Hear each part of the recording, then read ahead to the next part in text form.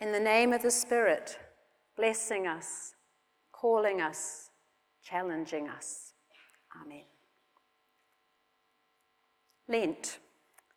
Lent is the 40-day season that began this past Wednesday, Ash Wednesday, and it concludes in Holy Week with Palm Sunday, Maundy Thursday, Good Friday, and Easter Sunday.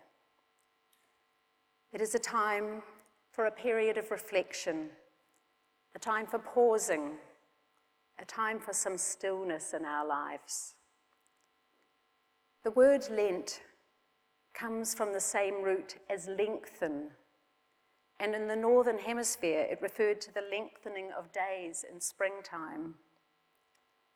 For Southern Hemisphere seekers of spirit, the lengthening may be the lengthening of the shadows of autumn, still beautiful and appropriate as an image.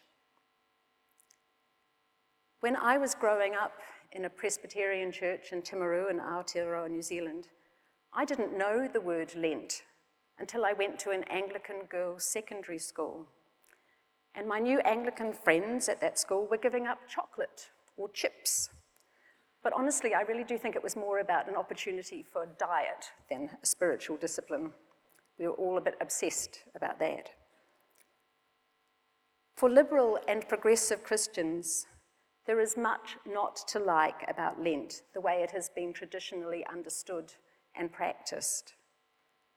But like so many of our inherited beliefs and practices, we don't simply have to discard it. We can refocus, reformulate, and find what is life-giving in an ancient tradition at the same time as we reject elements of it that are unhelpful. It is important to name the problems with Lent as traditionally understood. In many churches today, around Australia and around the world, congregations will be hearing a lot about sin and about sinfulness being the primary reality of human existence. In this scenario, the 40 days of Lent become a time of turning away from sin and accepting traditional beliefs about Jesus, about his life, his death, and his resurrection. Traditional churches tend to understand sin as low-level moral failings, and the church addresses them rather than the patterns of living that Jesus denounced and transformed. So things like not eating too much chocolate or avoiding an over-reliance on technology, giving up social media for Lent, have become more recent trends. In centuries gone by, talk of sin has been used by church hierarchies to keep the faithful in a state of subservience and dependence on priestly power for absolution. Traditional talk of sin has often been trivial, deflecting us away from attention to the idea of separation from the sacred that Jesus addressed, and away from behaviours that actually damage the fabric of human life. Behaviours like vengeance, abuse, fear of difference, hatred, greed, injustice, and violence. These are things that devastate us as individual persons, as families, communities, nations, and the planet Earth. These we surely should turn away from in Lent. That is the via negativa of Lent, and it does have its place. But there is also a via positiva, a positive way, something to embrace, to nourish our lives as spiritual journeys, so that we might live out our calling as followers of Jesus, that we might do that through acts of courage and generosity, and most of all, love. We are made in God's image. We participate in the sacred within us, among us, and beyond us.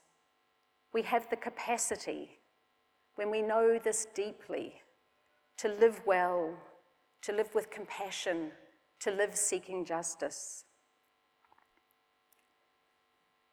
One of my favourite images for the season of Lent is the labyrinth. I have walked a stunning labyrinth in San Francisco's Grace Cathedral, a simple one in a hospital garden, and a portable one painted on a sheet of fabric. There is a stunning labyrinth in Centennial Park in Sydney, which I was privileged to be one of the first people to walk when it was opened. During this Lent, I hope to find a labyrinth in Melbourne, and maybe afterwards, if you know of one, you can tell me. Labyrinths vary in their design, but each one has an opening at the outer edge of the circle, and you walk meditatively from the edge to the centre and then back out again. It's a journey inward and a journey outward, a perfect symbol for the season of Lent. Inward on our own journey of heart and spirit, and outward in love to the world. Historically, giving up something for Lent was supposed to help Christians identify with the sacrifice made by Jesus. But giving up wine or chocolate or Facebook for Lent are surface things that don't in themselves connect us to a deeper intention. On a deeper level, Lent can be a time of assessing where we are and where we need to go, an opportunity for coming to terms with the consequence of the mess of managing our own lives, and a commitment to moving forward, trusting in sacred power.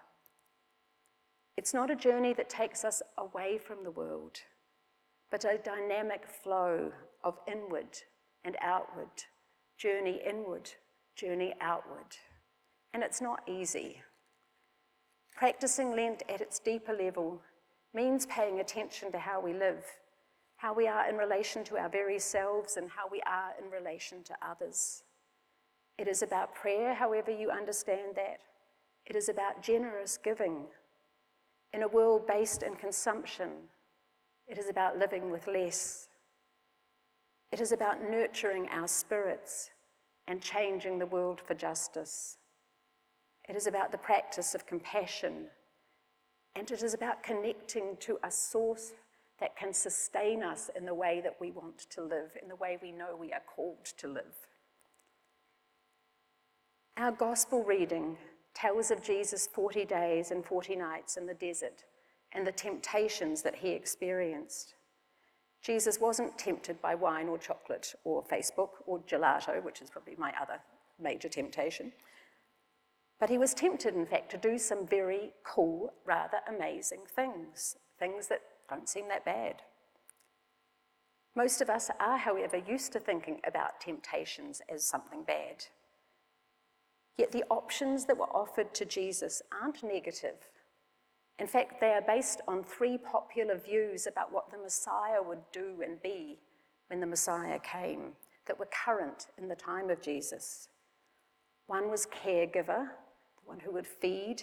One was wonder worker, the creator of miracles. And the other was source of power, the king who would come to replace the unjust empire. If Jesus had acted on those temptations, only good things would have happened. The hungry would be fed. People would be led back to God. The countries of the world would experience peace and justice under God's power. These are the sort of things that we pray for every week. What would be problematic about giving into temptation to do such good? I think perhaps the writer of Matthew's Gospel wanted his readers, hearers, to understand the need for the actions of their lives, even the good actions, to be grounded in the sacred source of life and love, not in their own individual power. The need for the actions of our lives, even the good ones, to be grounded in the sacred source of life and love, not in individual power. In Matthew's wilderness story, the focus of Jesus' testing is on vocational reflection. And in Lent, we are reminded of the importance of doing that for ourselves, no matter what stage of life that we are in. For those of us growing older, we still have a vocation to live. Our lives are still meaningful. So this discernment is not just something for political or religious leaders. We ask ourselves, what agenda will shape and move us? Matthew tells a story about what was going on in the mind of Jesus at that point in his life. It's an imaginative story, a historical one. You don't have to believe in the devil in order to see the wisdom in it. And the major focus of this imaginative story, influenced by what later Christians had come to believe about Jesus, is on Jesus saying no to some of the options that did lie before him. Australian biblical scholar Bill Loader says that all these options Matthew takes from stories which were circulating in his community about the meaning of Jesus. So Matthew offers them as a teaching opportunity to his group. There will always be false gods, the will to power, materialism, and a spirituality of the sensational, and saying no to these other gods will require open and honest discerning of what it is that is the purpose of God present in the world. So how will we find an authentic way? One way is critical theological reflection about what shapes our beliefs and our life together in the church. Because ultimately what shapes our values and beliefs depends on what we understand God or the sacred, the divine, however we name it, spirit, how we understand what that is. Do we believe in a God who is external, supernatural, invasive? Or do we know God as presence, creativity, sacred, mysterious? As we live through this Lent, part of our journey may involve giving up a view of God that does not empower us or others to live well, a view of God that does not bring peace or social or economic or ecological justice for our community and for the planet as a whole. As Jesus was struggling with questions about the nature of God, so we are invited to sense what God, the sacred, is doing in human life and to ask how we should creatively and compassionately respond. As Christians, we believe another world is possible. Another world for us personally, in how we live, and how we can trust, how we can move through our life without fear, even though there may be real reasons to fear. May we live into this other world that is possible for all who require social and economic justice too. For the generosity that is part of Lent is not just charity, but justice making. The gospel story encapsulates much of what is today called psychology. We know from our own experience that if we do not come face to face with the truth of our lives, and the good and the bad that we have the capacity to do, and the good and the evil that have been done to us and by us, then we cannot fully live. And more than that, if we keep silent, if we are not able to tell our story to another, we cannot live authentically. We have a choice. We can live in fear, or we can live in love. Our fears may be many. Fear of not having enough stuff, fear of failure, fear of our unpredictable landscape in a season of fire and flood, fear of success, fear of death, fear of relationship. Lent reminds us that our tradition has practices that help us move from fear to love and to life. We have the opportunity to build community that transforms life for ourselves and for others. Our participation in Lent can be an oasis in the desert, encouraging us on to intimacy with the sacred and a realistic examination of ourselves, in which we face temptations rather than hiding from them or denying that they exist. And as a community, maybe we could ask ourselves, how do we offer the opportunity for true and honest life-telling in our faith community?